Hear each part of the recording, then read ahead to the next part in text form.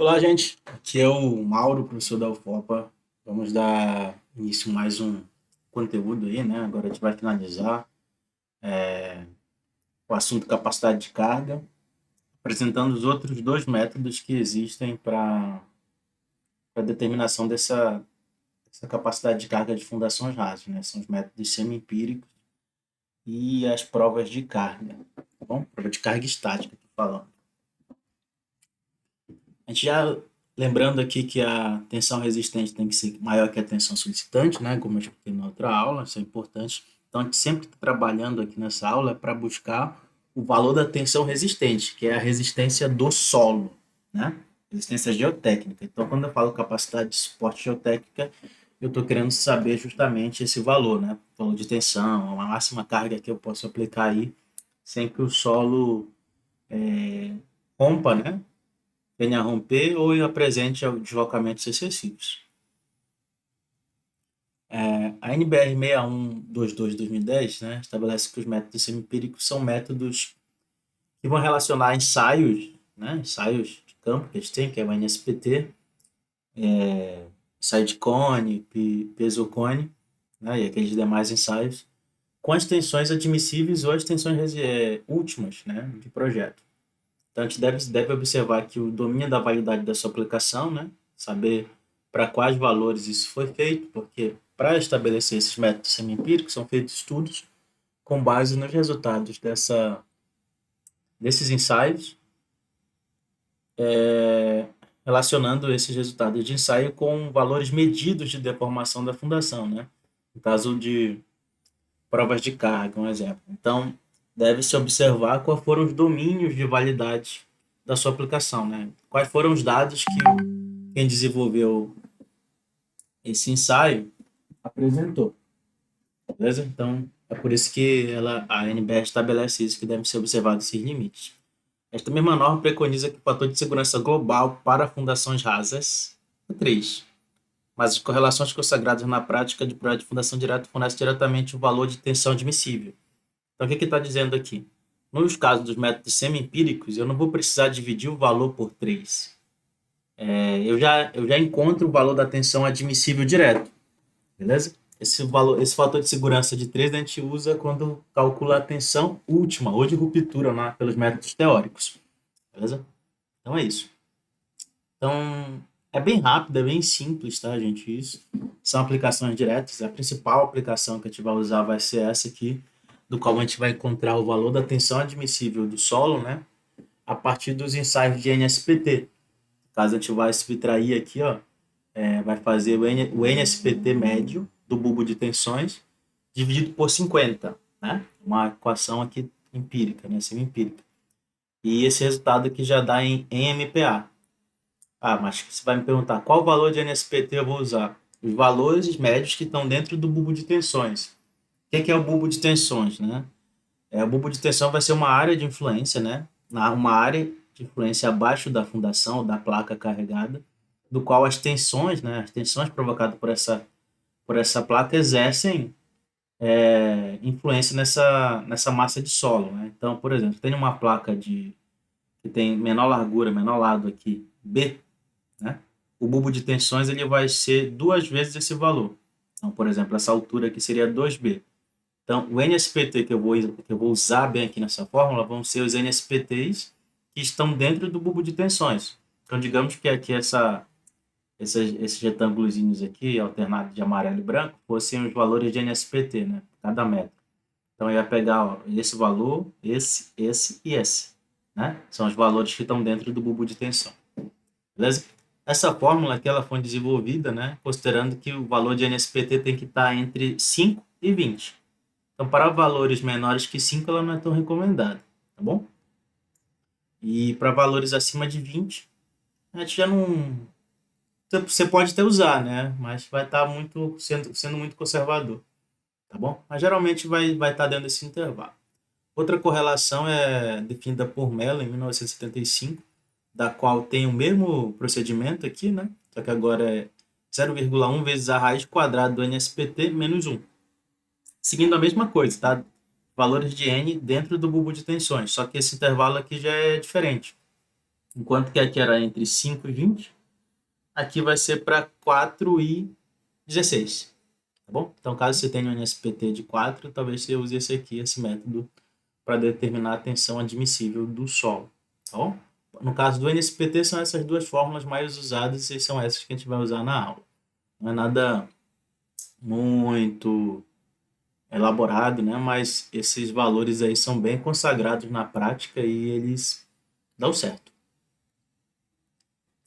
Outra situação é quando a gente vai usar os métodos de semi-empírica utilizando os valores de ensaios de Cone Penetration Test, né? Por exemplo, ensaio CPT. Então, eu vou ter a capacidade, né? QC, que é a resistência à penetração aqui do cone, né? Dividido para 10, onde eu tenho tensões admissíveis em MPa e esses valores são limitados a 4, né? Para argilas e para areias. Então, são duas fórmulas, eu pego o valor direto e divido por esses coeficientes e vou ter a tensão admissível, né? Lembrando que está também os valores de CPT, né, dentro do bulbo de tensões. Aí diz assim, ó, que QC é a resistência de ponta obtida no cone penetration test no trecho correspondente ao bulbo de tensões da sapata, né? Beleza? Então, são esses dois valores, esses vão ser os métodos semi-empíricos que a gente vai usar na aula, tá bom? Na disciplina. Geralmente a gente vai usar mais o do SPT, tá legal? Mas aqui eu estou trazendo de CPT também para vocês terem uma noção do que acontece.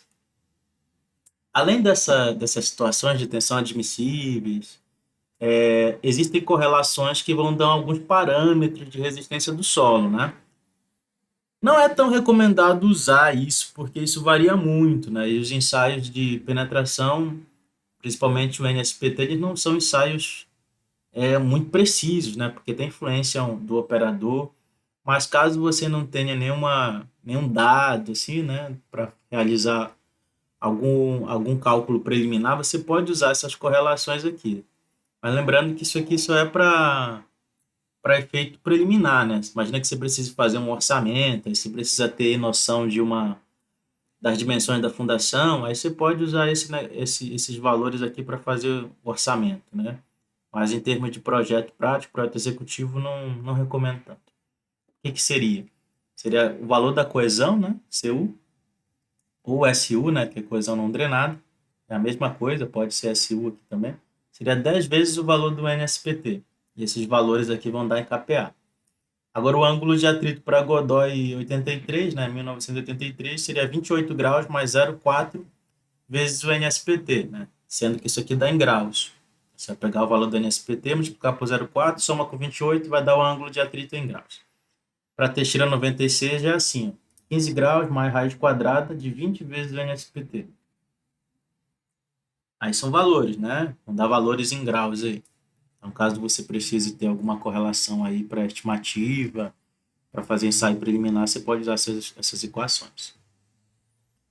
Além disso, também há correlações, né, em função do tipo de solo aqui, né, e do NSPT para o ângulo de atrito, né? Mello aqui desenvolveu isso aqui, 71, qual tem valores de NSPT, e a partir do tipo de solo, que você tem uma areia fina, areia grossa, no caso vale para as areias, ou então uma mistura deles, eu posso encontrar esses valores aqui, né? Tipo, imagina um NSPT de 30 para areia grossa, né? Areia grossa é esse aqui tracejado. Então, teria os valores aqui, ó, de ângulo de atrito para 50, teria a tensão admissível de, sei lá, digamos 10 kPa. Então, dá para a gente escolher as tensões admissíveis aqui em função do ângulo de atrito e do NSPT, né, para areias. Também é uma correlação que dá para você determinar a tensão efetiva vertical.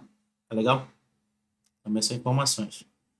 Outras situações que os valores de NSPT podem nortear vocês a determinar algumas características do solo, como o peso específico, né? Então, valores de NSPT menor que 2, vou ter uma consistência mole para argilas, né? No caso, solos argilosos. Consistência, a gente vai sempre falar mole para argilas, tá? Mole, rija, dura, tá? São assim, não vai ter uma argila compacta, tá bom? Você, por exemplo, vai falar rija ou dura. Então, aqui são os valores de NSPT e aqui valores de peso específico característico, né, para essas situações. Por que eu estou te mostrando isso? Porque lá nos métodos teóricos envolve essas grandezas, né? Então você pode usar o NSPT para colher esses resultados e a partir desses resultados usar os métodos teóricos. Mas eu recomendo, se você for usar o NSPT, use logo a tensão admissível calculada pelo N dividido por 50, tá bom? Aqueles ensaios teóricos é melhor quando você tem resultados mais precisos, mais confiáveis. Então, para os solos arenosos são as mesmas coisas, só que agora a compacidade vai variar de fofa a compacta, né? Então, para areias. E aqui eu vou ter os pesos específicos em condições, é, três condições, né? Areia seca, areia saturada, né? Que seria todos os poros entre os grãos preenchidos por água, e a úmida seria parcialmente, né? Preenchido por água, né? Não tá seco nem saturado. Então, seria uma característica úmida, digamos. Isso, o termo técnico para geotecnia seria um solo não saturado. Tá legal? Não está seco nem saturado. Aí são esses valores aí, característicos também, todos em quilonewton por metro cúbico. Beleza? Além dessas situações, a gente pode ter ainda variações, né, dessas tensões. Por exemplo, a tensão que se aplica aqui na placa, né, tá aqui, ó, 2B, seria esse valor. Esse valor de tensão, quando eu tenho dois solos, ao mesmo solo 1, solo 2, eu preciso encontrar a tensão admissível que é equivalente, né, para esses dois solos. Que aqui vai ter um valor de NSPT, aqui vai ter outro, digamos assim. Então, quando você faz isso, você tem que considerar que vai ter um espraiamento das tensões, tipo, essa placa aqui, a sapata, transmite uma carga sigma, que está aplicada aqui nessa cota H, na profundidade, e essa tensão ela vai aumentando. Ela vai aumentando, ela vai espraiando aqui, né? O que é espraiar? Aumentar a largura, digamos assim. Aqui ela tinha B, aqui embaixo, em cima da camada, ela vai ter alguma coisa, B mais um tamanho. O que é esse Z, né? Esse Z vai ser quanto aumentou. O que vai ser o Z? Vai ser essa largurinha daqui da sapata para cá vezes 2, né? Por que vezes 2? Porque tem desse lado e desse outro. Tá legal? Então, o que vai ser isso? Como é que o que a gente vai precisar saber? A gente vai encontrar o acréscimo de tensão, né? Eu tenho uma tensão aqui, então ela vai viajando aqui ao longo da profundidade, aí vai gerar uma outra tensão aqui em cima da camada 2. Essa tensão aqui ela é diferente dessa tensão inicial. Então, a gente tem que calcular essa variação de tensão. Como é que a gente vai calcular? Facinho, a gente vai considerar como se tivesse uma sapata fictícia aqui em cima, né? E a sapata fictícia vai ter outros lados. Quais são os lados? Seria o B mais E, no caso de fundações retangulares, né? Que é o B por L. Então, aqui seria B mais E e aqui L mais E. Ah, como é que eu calculo Z? Basta calcular seguindo essa inclinação aqui 1 para 2, tá, gente? Então, por exemplo, a cada 2 metros de profundidade eu vou andar 1.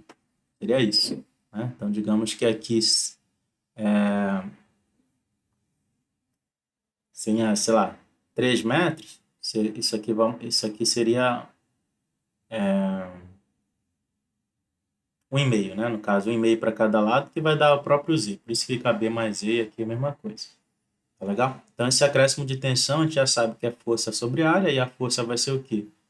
É a tensão que está aqui na placa, né? O sigma, vezes a largura aqui da placa, que é B vezes L, vai dar uma carga, e eu vou dividir por essa nova área. Aí, dividindo por essa nova área, eu vou calcular esse acréscimo de tensão. Se esse acréscimo de tensão aqui for 10% da tensão inicial, eu não preciso me preocupar. Tá bom? Pode até 10%. Tranquilo? Então, fazendo isso, sendo maior que isso, eu tenho que ver qual é a influência que está tendo aqui nessa outra camada. Então, veja só, o que justifica essa utilização de Z igual a 2B para a profundidade do bulbo? Na mecânica do solo é definida como justamente a correspondente à propagação de 10%, né? Então, tendo 10% aqui, quer dizer que está tranquilo aqui, não vai ter muito problema aqui, ó. Quer dizer que eu posso considerar a fundação apoiada só no solo 1. Agora, passou de 10%, está tendo carga considerável indo para o solo 2, eu tenho que avaliar isso também. Beleza? Então, para essas situações aqui se eu tiver, para definir a tensão resistente, eu vou ter que calcular a tensão admissível tanto no solo 1 quanto no solo 2, né? Como é que eu vou calcular isso? Avaliando. Tipo, se a sapata for do tipo quadrado ou circular, né? C vale 2B, que é essa profundidade aqui. se a sapata for retangular. Z vale 3B. Corrida, né? Comprimento grandão. 4B. Então, para que serve isso? Você vai calcular aqui, ó. Se a tensão resistente, né, admissível, do solo 1 for menor que a tensão resistente do solo 2, eu vou considerar a tensão resistente a menor delas, que é a do solo 1. Agora, se a tensão resistente 1 for maior que a tensão do solo 2, aí eu vou fazer uma média, né? Média ponderada. Qual vai ser os pesos dessa média ponderada? Justamente as espessuras das camadas, né? Então, aqui o Azinho e aqui o B. Qual camada? Espessura, né? Frente às camadas de qual está compreendido o bulbo de tensões. Tá bom? Então, é do mesmo jeitinho que a gente faz, calcula as tensões resistentes para cada camada, né? E depois faz essa regrinha aqui. Mas só no caso desse acréscimo de tensão ser maior que 10%. Sendo menor, você não precisa fazer nada disso. Tá legal? A outra situação aqui para determinar capacidade de carga seria com prova de carga, né? Prova de carga em placa. Porque a gente está trabalhando com fundação superficial. O que seria isso, né? Consiste em você ter uma placa, né, rígida, tipo aqui está para ver nessa foto, uma placa circular, no qual você vai aplicar uma carga e você vai verificar quanto que ela desce, né? Qual é o deslocamento. A carga vai ser aplicada por alguma célula de carga, um macaco hidráulico ou algum peso que você consiga controlar esse peso, né? Em certos intervalos de tempo. E você vai anotando qual é o deslocamento. Aí, o que vai dar o deslocamento vão ser esses sensores aqui, né? São os tensômetros. Então, conforme essa placa vai descendo, esses ponteiros aqui vão girando. Então, para que a placa esteja se movimentando de forma rígida, quer dizer que o mesmo valor que desce nesse ponto aqui, ó, tem que ser o mesmo nesse, tá? Então, se isso estiver acontecendo, quer dizer que a placa está tendo comportamento rígido, está descendo uniformemente, né? Está deslocando. Já expliquei para vocês que esse deslocamento a gente vai chamar de recalque, mas como a gente ainda não viu essa aula, eu estou chamando de deslocamento, tá bom? Então pode ser desse jeito aqui, né, com uma célula de carga, ou desse jeito aqui, né, tem uma referência aqui. Então, tipo assim, essa barra seria a referência aqui para calcular os deslocamentos. Mas é o mesmo sentido aqui, a placa e aqui o carregamento, célula de carga. Quais são os equipamentos que vão ser utilizados, né? Vai ser um sistema para placa de ensaio, né, que é esse aqui, bomba elétrica, que pode ser junto com esse adicionado a um macaco hidráulico, né? Uma bomba manual, aqui você pode fazer o mesmo procedimento que você faz com a elétrica, só que aqui manual, né? Vai ter uma alavanca que quem estiver operando, que estiver fazendo ensaio, vai ter que bombear isso daí para aumentar a pressão. E aqui essa pressão pode ser da bomba manual, vem para esse cilindro aqui que tem a célula de carga que vai provocar o carregamento na placa, né? Nesse caso aqui a gente tem uma viga de reação, né? Digamos que tem uma viga de reação aqui, está apoiada em outras estruturas, que pode ser estacas. E ao acionar essa célula de carga, ela funciona como se fosse um macaco hidráulico, né? Um macaco do carro, aí, por exemplo. Quando você aciona o macaco levanta seu carro. Não é isso? Porque seu carro é mais leve do que o macaco aprofundar, penetrar no asfalto ou no solo lá que você estiver trabalhando. Nesse caso é o seguinte, aqui eu tenho uma viga que está apoiada numa estrutura bem rígida e eu não consigo levantar ela. Então, para que esse macaco movimente, ele vai ter que descer. Então, ao descer, ele aplica essa carga na placa, que seria como se estivesse apertando a fundação, né? Comportamento semelhante ao de um pilar aplicando carregamento numa placa, né? A tendência é a carga ir para baixo. Então, quando esse sistema de reação eu não consigo levantar ele, acaba que a carga vai fazer com que a placa desça, tá bom? Então, é por assim que funciona o carregamento. Ou você pode usar esse sistema aqui, né? Não é tão utilizado assim mais, porque requer um trabalhinho, né? Porque você vai aplicando, ó, cargas com pesos, né? Digamos aqui, está usando placa, né? Então ele põe primeiro essa placa aqui, ó. Primeiro essa placa, vê qual é o deslocamento. Aí o deslocamento estabilizou, põe outra placa. Aí você vai adicionando pesos que seria semelhante ao fazer com a célula de carga, né? Isso aqui era assim que eu utilizava antes, né? Antes, quando sem esse acesso a essas células de cargas, a gente fazia a prova de carga assim, com peso, né? Saco, areia, essas coisas. Colocava algum peso aqui, conhecido, tá bom? Pode ser desse jeito também. como é que funciona aí? Qual é o procedimento para a realização da prova de carga, né? A gente tem que fazer o seguinte: a cota da superfície deverá sempre ser a mesma que as eventuais bases da sapata, né? No caso que você for usar, tem que estar na mesma profundidade. A placa para aplicação da carga de solo deverá ser rígida, né? Para ter os mesmos deslocamentos. Lembra do reloginho lá que eu falei? Com área não inferior a meio metro quadrado, né? Então tem que ser a partir de meio metro quadrado.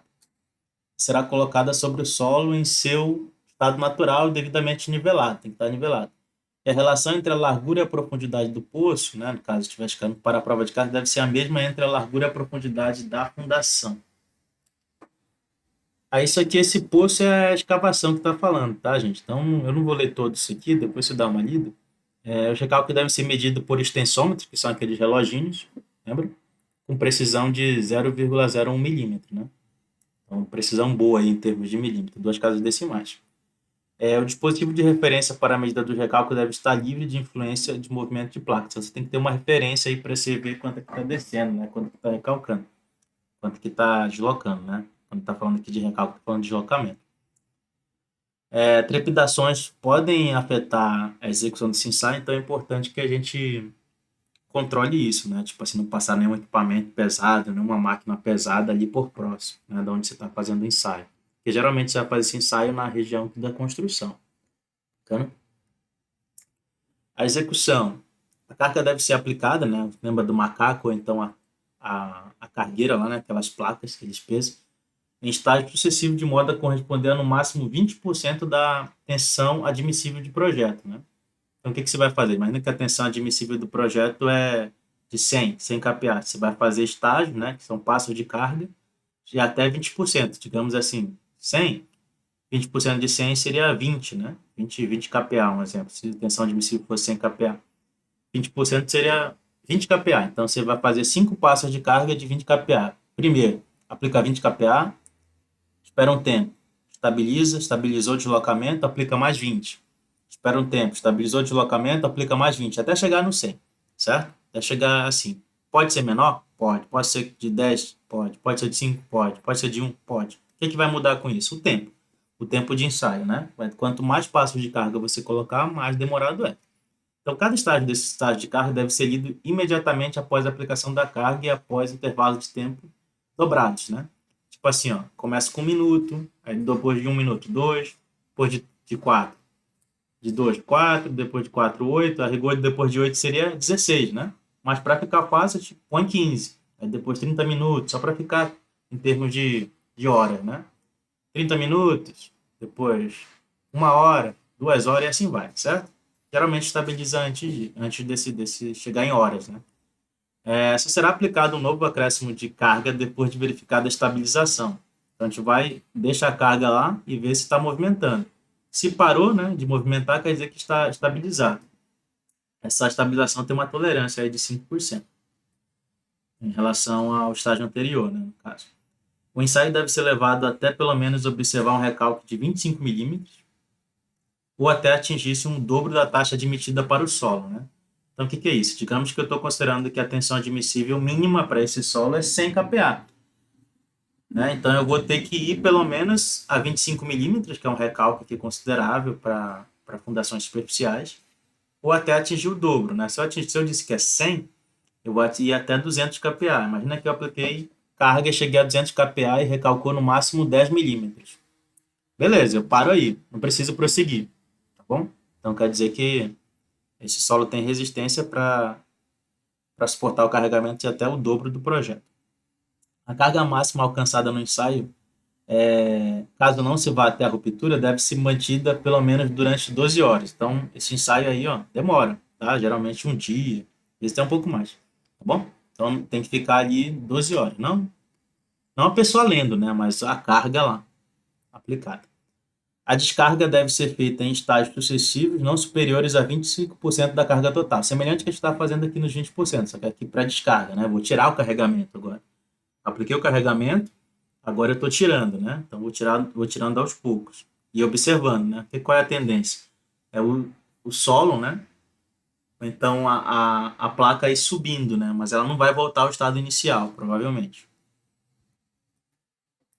Os resultados. Como resultado do ensaio será apresentada uma curva, né? Pressão recalque ou carga recalque, tá, gente? Depende. Aquela curva que a gente aprendeu na outra aula, lá no início. Curva carga recalque. Então, esse que é o resultado da prova de carga. Tem que informar aqui dia, hora, início do fim da prova de carga, situação do local, algumas informações, referência ao dispositivo de carga medida, ocorrências excepcionais durante da carga, né? Imagina que teve alguém passando ali, passou um carro ali sem querer, caiu alguma coisa ali próximo à superfície. Então, isso pode justificar alguma anomalia no resultado, tá bom? É importante observar isso. Como é que funciona? Qual é o resultado, né? O resultado vai ser isso aqui, ó, um gráfico. Lembra? Semelhante àquele que eu te mostrei na última aula. Que eu vou ter no eixo Y, no eixo X, os carregamentos, né? Que pode ser quilonewton, ou pode ser uma tensão, né? Normal, pode estar em kPa. E aqui no eixo Y, né? Considerando o eixo Y positivo para baixo, eu vou ter os deslocamentos, que vão ser os recalques. E a partir desse gráfico, né, eu vou gerar uma curva, que a gente vai chamar de curva carga-recalque. Né? Então, aqui tem a curva 1 e a curva 2. Na curva 1, é possível a gente ver que em um determinado ponto, né, isso aqui ficou quase que reto, né? Quase que reto. Então, quando isso acontece aqui, quase que reto, né, na vertical, quer dizer que eu atingi a ruptura. Então, quer dizer que a tensão de ruptura aqui, ou então a carga de ruptura aqui é próximo dos 600 kN. Beleza? Então, quando isso acontece, quer dizer que eu tive uma ruptura do tipo generalizada, né, ou geral. Então, curva 1, ruptura geral. Agora, se a gente observar a curva 2, né, você vê que eu estou aplicando carga e tá recalcando, né, tá tendo esse deslocamento, mas eu não consigo perceber essa ruptura. Né? Quanto mais carga eu aplico, mais isso aqui vai aumentar. Então, essa ruptura não é evidente, né? Não é nítida. Então, a gente vai ter um tipo de ruptura do tipo localizado. Tá bom? Então, é isso aí só para a interpretação dos resultados. Quando a gente não tem essa ruptura nítida, né? Não tem aquela curva, né? Tipo reta, que olha essa prova de carga aqui. Ó. Eu estou aplicando carga e você não vê aqui ficar reto, né? Tem uma ponta. Então, mas só que aqui eu já passei dos 25 milímetros, né? Estou em 40 milímetros e eu não vou continuar. Então, eu vou voltar, né? Vou descarregar. Então, o que seria o descarregamento? Então, estou tirando a carga, né? Tirando a carga, aí eu vou ver para qual recalque voltou. Quando eu tirei toda a carga, voltou tipo assim, 2 milímetros, um exemplo. Foi até 40, quando eu tirei a carga, voltou 2 milímetros. Então, você vê que não recupera. Não voltou para o zero, não voltou para o zero. Então, o solo não acontece isso igual nos materiais elásticos. Então, a gente vai estabelecer alguns critérios que você pode usar ou não, né? O critério do Terzaghi é o seguinte, que a tensão correspondente ao ponto a partir do qual o trecho final fica reto, a curva se transforma em uma linha reta, né? Não vertical.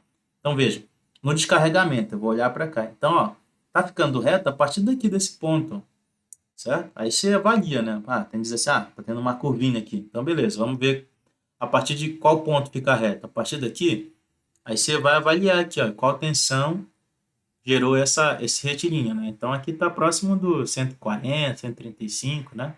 Então, aqui seria 144 kPa, né? 140 kPa, seria a tensão de ruptura pelo método Terzaghi. Agora, tem um critério, critério de Boston, né? Que a gente vai avaliar dois valores. A gente vai ver qual vai ser a tensão correspondente a 10 milímetros, um recalque de 10 milímetros, e a um recalque de 25 milímetros, né? Então, veja, por exemplo, para 10 aqui, ó, daria 100, né? Mais ou menos, 100. 100 e pouquinho, 101, digamos assim. Para 25, dá o quê? 140 e pouco, né? 145 aqui, um exemplo. 145, 145. Aí eu vou avaliar qual o menor das tensões para os dois. O que eu vou fazer? Eu vou pegar a tensão de 10 e vou comparar com a tensão que eu obtive para o recálculo de 25 dividido por 2. Então, 25 por 2 é a mesma coisa que multiplicar por meio. Então, eu pegaria 144 e multiplicaria por meio. Só para ficar fácil, 140 por meio dá 70. Aí eu vou usar o menor valor entre os dois, 70 e 100, né? Então, vou considerar a tensão admissível aqui para nesse critério seria 70 kPa. Tá bom? Seria isso aqui. Quando ocorrer esses casos de ruptura não brusca, não nítida, tá, gente? Semelhante ao que acontece aqui, né? Por exemplo, aqui, ó. Você vê que está tendo um recalque até atingir a ruptura aqui, ruptura localizada. Beleza? Ou então a ruptura não nítida, que seria semelhante aqui, esses casos. né? Só que são métodos aí que você considera. Na prática, gente, o que que a gente faz? Né? Você tem uma prova de carga e você vai estabelecer um recalque máximo que você quer utilizar, né? Por exemplo, vou considerar que o recalque máximo aqui para a minha fundação vai ser 10 milímetros. Você vai lá e colhe o resultado, né? Colhe o resultado. Digamos que fosse 20. Então, para 20 milímetros aqui, ó, o valor da tensão, né? Que é tensão, tonelada por metro quadrado, seria aqui em torno de 75, né? Estou considerando que vai ter um recalque aqui de 20 milímetros no máximo, beleza? Então, na verdade, um pouquinho mais, né? Seria aqui os 25, mais ou menos, porque tem que esperar estabilizar. Esse aqui é o primeiro carregamento, que estabilizou com 25, tá bom? Então, seria assim, você pode adotar esse critério, né? Em termos práticos, a galera faz isso. Agora, uma situação que a gente deve observar é que a placa, geralmente, ela é bem menor do que a sapata, né? Então, se a placa ela é menor, ela vai gerar um bulbo menor. Então, os resultados que você encontra, por exemplo, imagina que você tem camadas, né, de solo diferentes. Então, tipo, para a placa, o bulbo de tensão está na camada 1. Mas para a tua sapata, o bulbo de tensão está ultrapassando 3 camadas. Então, você tem que fazer um ajuste, né? O que seria esse aqui? Esse R seria o recalque, né? E esse B aqui é a largura, né, das fundações. No caso da fundação da sapata, né? E aqui o B da placa. Aí você consegue calcular o recalque em função disso, né? Então, por hora, a gente não está trabalhando com recalque. Então, você vai ignorar essa forma, por hora. Agora, a tensão de ruptura, ela é semelhante. Só que aqui a gente tem que considerar considerando que a fundação tem o mesmo formato geométrico. Você quer um círculo, aqui tem que ser um círculo. Você quer um retângulo, retângulo, quadrado, quadrado. Beleza? Então, digamos que seja círculo aqui. Então, eu vou pegar o B da fundação dividido pelo B da placa. Então, eu vou ter a tensão de ruptura da placa, né? E vou fazer essa relação, como se fosse uma regra de 3, né, gente? Vou pegar a dimensão da fundação dividir pela placa e multiplicar pela tensão de ruptura da placa. Tendo essas informações, eu multiplico por isso e vou ter a tensão de ruptura da fundação. Tá?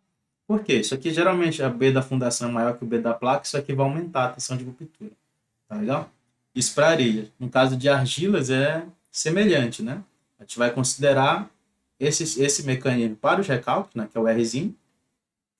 Agora, quando for a tensão admissível, né, a gente vai considerar a mesma coisa. A tensão da placa vai ser a mesma tensão de ruptura da fundação, tá? Quando a gente falar de argila, estiver trabalhando com solos argilosos. Areia você faz isso, argila você segue isso aqui, essa metodologia. Tá beleza? É só a substituição de fórmula. Tá legal? Então, é isso aí. A gente se vê na próxima aula e fazendo uns exercícios aí nas aulas de dúvidas. Até a próxima.